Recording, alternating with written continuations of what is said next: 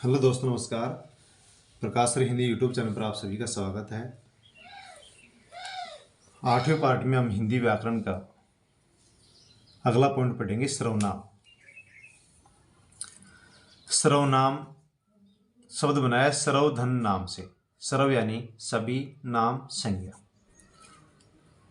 जिन शब्दों का प्रयोग संज्ञा के स्थान पर किया जाता है उन्हें सर्वनाम कहते हैं, या वाक्य में शब्द की पुनरावृत्ति ना हो इसके लिए जिन शब्दों का प्रयोग किया जाता है उन्हें सर्वनाम कहते हैं। जैसे राम गांव में रहता है, वह वहां पढ़ाता है। तो सर्वनाम किसे कहते हैं? संज्ञा शब्दों के स्थान पर जिन शब्दों का प्रयोग किया जाता है उन्हें सर्वनाम कहा जाता है। वाक्य में एक शब्द दोबारा या तीसरी बार ना आए, एक शब्द की पुनरावृत्ति ना हो, दोहरान ना हो, उससे बचने के लिए हम जिन शब्दों का प्रयोग करते हैं उसे सर्वनाम कहते हैं। जैसे राम गांव में रहता है, वह वहां पढ़ाता है।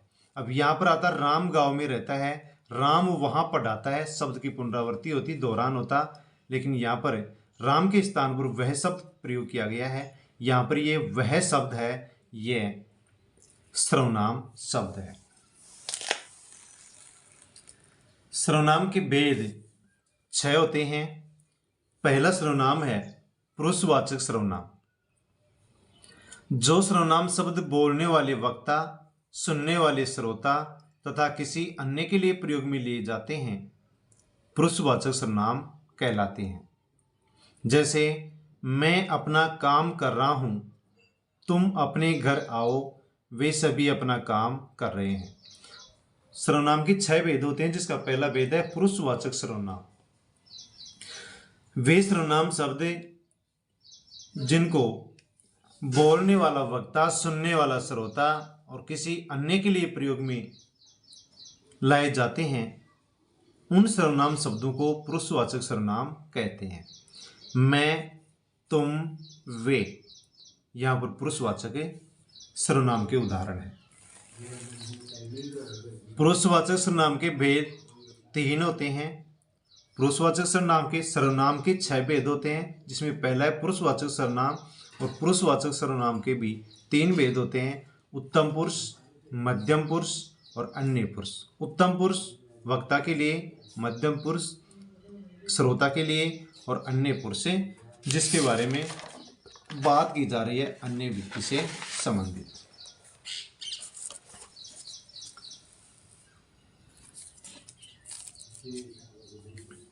पुरुषवाचक सर्वनाम का पहला भेद है उत्तम पुरुषवाचक सर्वनाम। जिन सर्वनाम शब्दों का प्रयोग वक्ता अपने लिए करता है उन्हें उत्तम पुरुषवाचक सर्वनाम कहते हैं।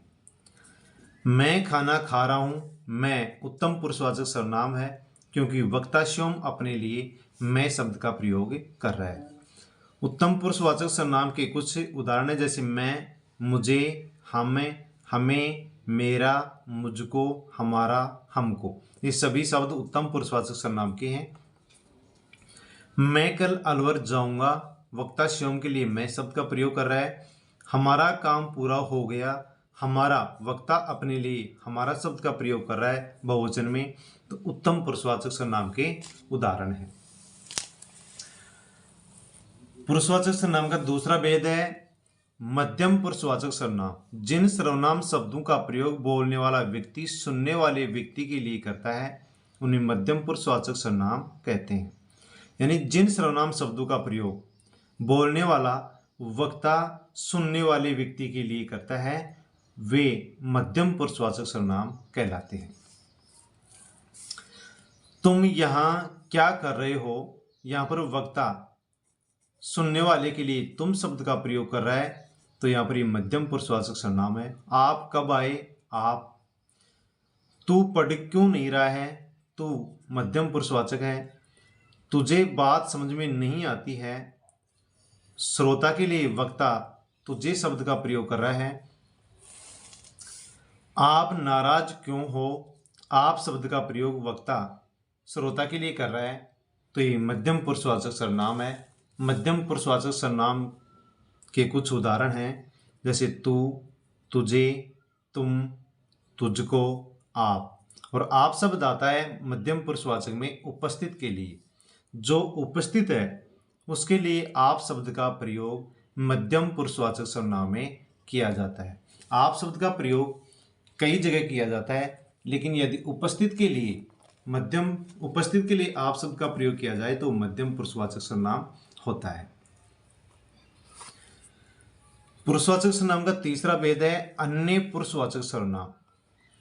जिन सर्वनाम शब्दों का प्रयोग बोलने वाला और सुनने वाला किसी अन्य व्यक्ति के लिए करते हैं तो वे सर्वनाम शब्द अन्य पुरुषवाचक सर्वनाम कहलाते हैं। वक्ता और श्रोता, बोलने वाला और सुनने वाला अन्य व्यक्ति के लिए जिन शब्दों का प्रयोग करते हैं उन शब्दों को अन्य पुरुषवाचक सर्वनाम कहते हैं। जैसे यह, वह, ये, वे, आप, ये अन्य पुरुषवाचक सर्वनाम के उदाहरण है। आप शब्द हमने मध्यम पुरुषवाचक में पढ़ा था और आप शब्द अन्य पुरुषवाचक सर्वनाम में भी आ गया, लेकिन मध्यम पुरुषवाचक सर्वनाम में आप शब्द उपस्थित व्यक्ति के लिए आता है और अन्य पुरुषवाचक सर्वनाम में आप शब्द अनुपस्थित व्यक्ति के लिए आता है जो उपलब्ध नहीं है। तो आप शब्द उपस्थित के लिए मध्यम पुरुषवाचक सर्वनाम में और आप शब्द अनुपस्थित के लिए अन्य पुरुषवाचक सर्वनाम में प्रयोग में लिया जाता है। अन्य पुरुषवाचक सर्वनाम के उदाहरण हैं वह मेरा चाचा है, यह तुम्हारा बैल है, ये मेरी किताबें हैं, वे आपके गधे हैं, पटेल जी लोहे पुरुष कहलाते हैं, आप देश की एकता के सूत्रधार हैं। अब यहाँ पर वह, ये, यह, वे, आप शब्द हैं, ये अन्य पुरुषवाचक सर्वनाम के उदाहरण हैं। आप शब्द यहाँ पर अन्य पुरुषवाचक सर्वनाम में इसलिए आया है क्योंकि यहाँ पर पटेल जी अनुपस्थित हैं।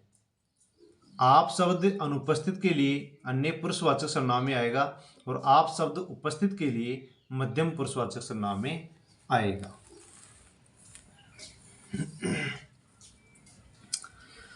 तुमने, मैंने और उसने मिलकर यह कार्य किया। इस वाक्य में तुमने मध्यम पुरुषवाचक सर्वनाम है, मैंने उत्तम पुरुषवाचक है, उसने अन्य पुरुषवाचक है, यह सार्वनामिक विशेषण है जो कि संज्ञा के पहले सर्वनाम का प्रयोग हो रहा है। संज्ञा के पहले यदि सर्वनाम का प्रयोग होता है तो वो सर्वनाम शब्द नहीं होकर के वह विशेषण होता है। कौन सा? सार्वनामिक विशेषण। कार्य भाववाचक संज्ञा है। तो किसी भी संज्ञा के पहले यदि सर्वनाम का प्रयोग किया जा रहा है तो वहां पर संज्ञा के पहले सर्वनाम शब्द सर्वनाम न होकर सार्वनामिक विशेषण कहलाता है।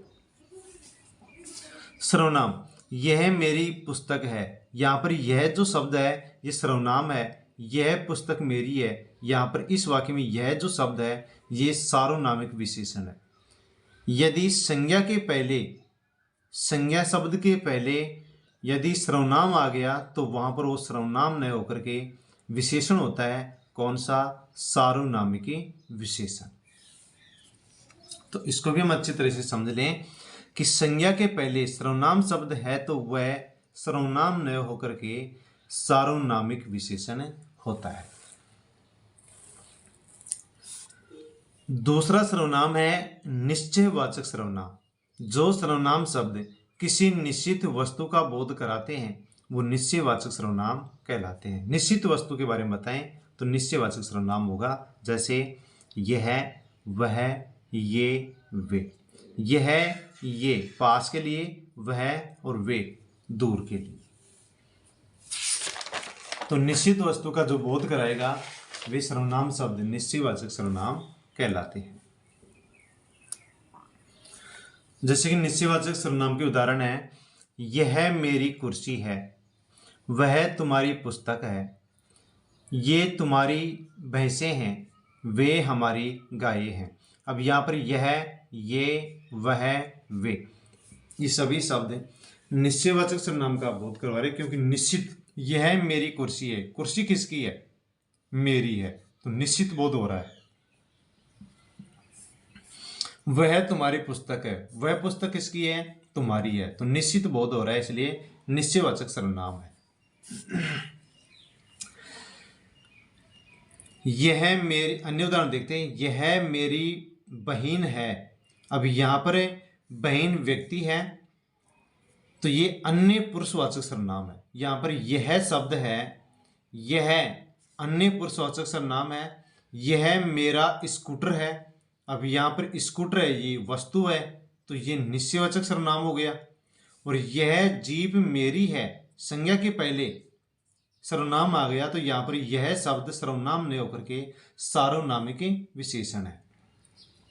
तो यदि संज्ञा से दूर किसी व्यक्ति के लिए सर्वनाम आता है तो वो अन्य पुरुषवाचक सर्वनाम, किसी वस्तु से दूर सर्वनाम शब्द आता है तो निश्चयवाचक सर्वनाम, और यदि संज्ञा के तुरंत पहले कोई सर्वनाम शब्द आता है तो वो सार्वनामिक विशेषण होता है।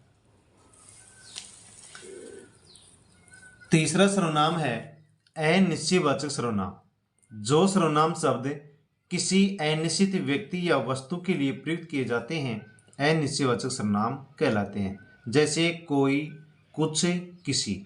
कोई शब्द आएगा व्यक्ति प्राणी के लिए, कुछ शब्द आएगा वस्तु के लिए, और किसी शब्द आएगा दोनों के लिए, व्यक्ति और वस्तु के लिए। तो जो सर्वनाम शब्द किसी अनिश्चित व्यक्ति या अनिश्चित वस्तु का बोध कराते हैं तो उन सर्वनाम शब्दों को अनिश्चयवाचक सर्वनाम कहा जाता है। जैसे उदाहरण है, यहां कोई खड़ा है। अब यहां पर कोई खड़ा है, पता नहीं कौन खड़ा है, इसका बोध नहीं हो रहा है, अनिश्चय है कोई, तो अनिश्चयवाचक सर्वनाम। चाय में कुछ गिर गया है, कुछ अनिश्चयवाचक है। बाहर कोई आ रहा है, कोई शब्द अनिश्चय का बोध करवा रहा है। अंदर कुछ है, अब अंदर कुछ है लेकिन क्या है, अनिश्चय का बोध हो रहा है। ये किसी की किताब है, अब ये किताब है लेकिन किसकी है, पता नहीं किसकी है, अनिश्चय का बोध हो रहा है। किसी ने उसे पकड़ा है, किसी ने पकड़ा तो है लेकिन किसने पकड़ा है पता नहीं, तो यहाँ पर किसी शब्द किसी, कोई और कुछ अनिश्चय का बोध कराते हैं, तो अनिश्चयवाचक सर्वनाम कहलाते हैं। चौथा सर्वनाम शब्द पढ़ेंगे संबंधवाचक सर्वनाम। जो सर्वनाम शब्द संज्ञा या सर्वनाम उपवाक्यों में संबंध का बोध कराते हैं उन सर्वनाम शब्दों को संबंधवाचक सर्वनाम कहते हैं।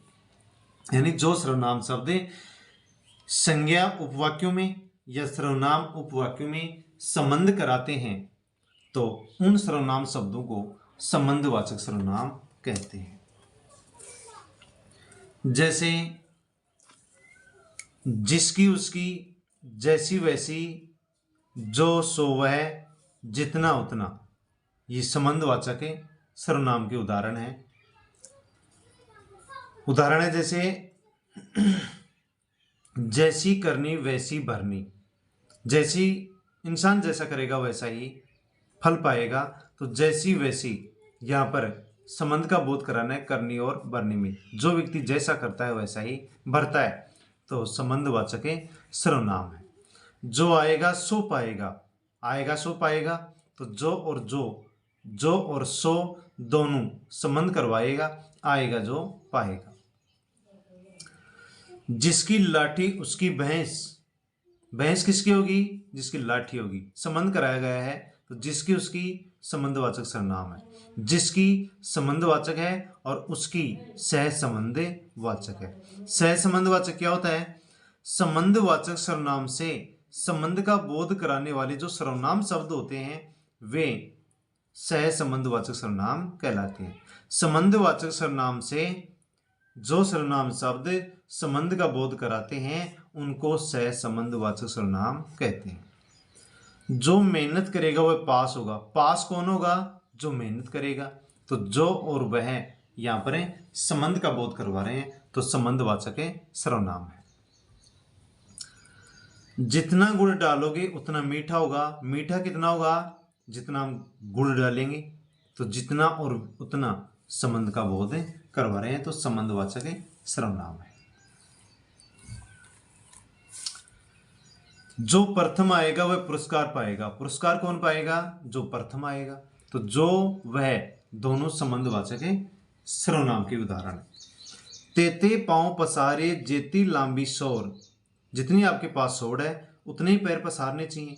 तो यहाँ पर तेते और जेती संबंधवाचक सर्वनाम के उदाहरण है, संबंधवाचक सर्वनाम है। प्रत्यक्ष प्रश्न पूछने पर, प्रत्यक्ष प्रश्न पूछने पर प्रश्नवाचक चिन्ह लगाते हैं और अप्रत्यक्ष प्रश्न पूछने पर पूर्ण विराम का चिन्ह लगाते हैं। पांचवा सर्वनाम है जो शब्द किसी प्रश्न के करने या होने का बोध कराते हैं, उन सर्वनाम शब्दों को प्रश्नवाचक सर्वनाम कहते हैं। क्या, कब, कहाँ, कैसे, कौन, किसकी, किसका और किसके आदि जो शब्द हैं ये प्रश्न का बोध कराते हैं, तो ये प्रश्नवाचक सर्वनाम के उदाहरण हैं। तुम क्या कर रहे हो, यहाँ पर क्या प्रश्न का बोध करा रहे हैं तो प्रश्नवाचक सर्वनाम है। आप कब आए, कब प्रश्न का बोध करवा रहा है तो प्रश्नवाचक सर्वनाम है।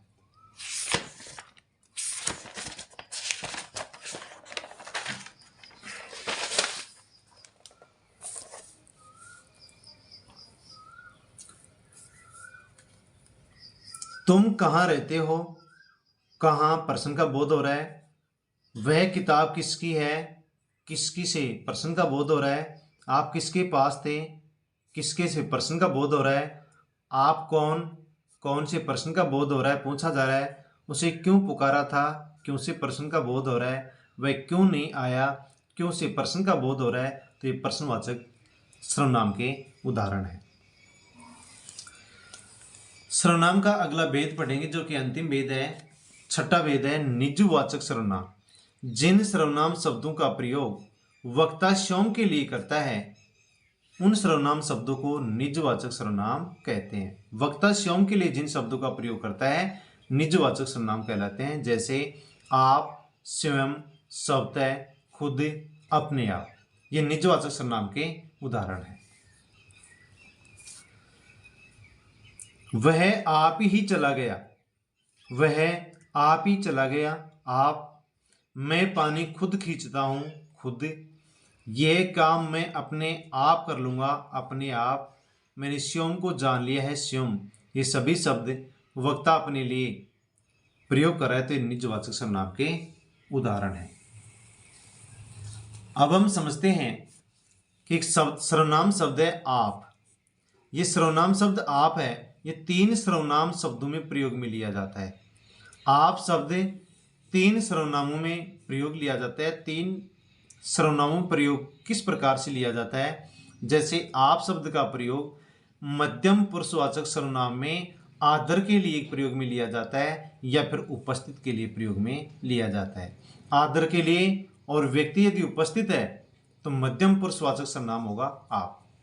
और यदि अन्य पुरुषवाचक सर्वनाम में प्रयोग लिया जाता है अनुपस्थित के लिए। यदि व्यक्ति अनुपस्थित है तो वहां पर आप जो सर्वनाम शब्द है वो अन्य पुरुषवाचक सर्वनाम में सम्मिलित किया जाता है। आप शब्द निजवाचक सर्वनाम में प्रयोग लिया जाता है, ये स्वयं के लिए प्रयोग में लिया जाता है। तो आप शब्द तीन सर्वनामों में प्रयोग लिया जाता है। आदर देने के लिए, उपस्थित के लिए आपका प्रयोग मध्यम पुरुषवाचक सर्वनाम में, अनुपस्थित के लिए आप शब्द का प्रयोग अन्य पुरुषवाचक सर्वनाम में, और स्वयं के लिए आप शब्द का प्रयोग निजवाचक सर्वनाम में प्रयोग में लिया जाता है। वाक्य दिया जाता है, फिर अंडरलाइन करके पूछ लिया जाता है कि आप में कौन सा सर्वनाम शब्द है। तो इसको हमें ध्यान से अच्छी तरह से ध्यान रखना चाहिए। एक सर्वनाम शब्द है वह सर्वनाम शब्द चार सर्वनामों में प्रयोग लिया जाता है। वह सर्वनाम शब्द चार सर्वनामों में प्रयोग में लिया जाता है। कौन से सर्वनामों में किस प्रकार से प्रयोग में लिया जाता है। वह शब्द का प्रयोग निश्चयवाचक सर्वनाम में प्रयोग लिया जाता है, निश्चित वस्तु के लिए। वह शब्द का प्रयोग अन्य पुरुषवाचक सर्वनाम में किसी व्यक्ति के लिए लिया जाता है। वह शब्द का प्रयोग सहज संबंध वाचक सर्वनाम के रूप में प्रयोग में लिया जाता है। और वह शब्द का प्रयोग सार्वनामिक विशेषण के रूप में प्रयोग में लिया जाता है। तो वह शब्द का प्रयोग 4 सर्वनामों में प्रयोग में लिया जाता है। निश्चित वस्तु के लिए तो वह शब्द का प्रयोग होगा निश्चयवाचक सर्वनाम में। निश्चित वस्तु के लिए वह शब्द का प्रयोग निश्चयवाचक सर्वनाम में होगा। और किसी व्यक्ति के लिए वह शब्द का प्रयोग हो रहा है तो अन्य पुरुषवाचक सर्वनाम में होगा। निश्चित वस्तु के लिए वह शब्द का प्रयोग निश्चयवाचक सर्वनाम में, व्यक्ति के लिए वह शब्द का प्रयोग अन्य पुरुषवाचक सर्वनाम में, वह शब्द का प्रयोग सह संबंध वाचक सर्वनाम में भी लिया जाता है। और यदि संज्ञा के पहले वह सर्वनाम शब्द आ गया तो वहां पर वह शब्द सार्वनामिक विशेषण कहलाता है। संज्ञा शब्द के पहले यदि कोई सर्वनाम शब्द आता है तो वह सर्वनाम शब्द न होकर वहां पर वह विशेषण होगा, तो कौन सा होगा? सार्वनामिक विशेषण।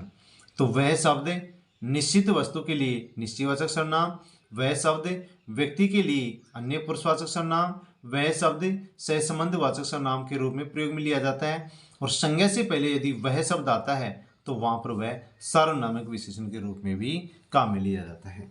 तो दोस्तों, हमने बहुत ही कम समय में 20-22 मिनट में सर्वनाम के टॉपिक को पढ़ा है। बहुत ही कम समय में इस प्रकार से आप वीडियो को 2 बार 3 बार 4 बार देख करके और इनका रिवीजन कर सकते हैं, ताकि अच्छी तरह से हमारे ये ग्रामर के हर पॉइंट समझ में आए।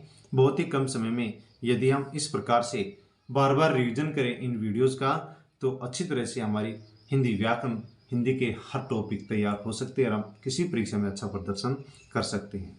दोस्तों, इन थ्योरी की वीडियो को देखने के बाद में प्रकाशर हिंदी चैनल पर ही पिछली परीक्षा में पूछे गए प्रश्न व्याख्या सहित के वीडियो प्ले लिस्ट के रूप में उपलब्ध हैं। उनको भी यदि आप देखें 1 बार 2 बार तो आपकी और भी बेहतर तैयारी हो सकती है।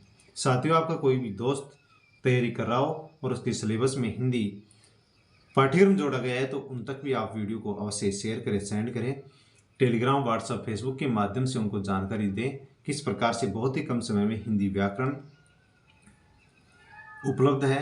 साथ में पिछली परीक्षाओं के जो प्रश्न है व्याख्या सहित की वीडियो भी उपलब्ध है।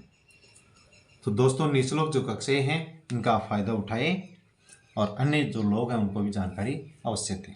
जय हिंद।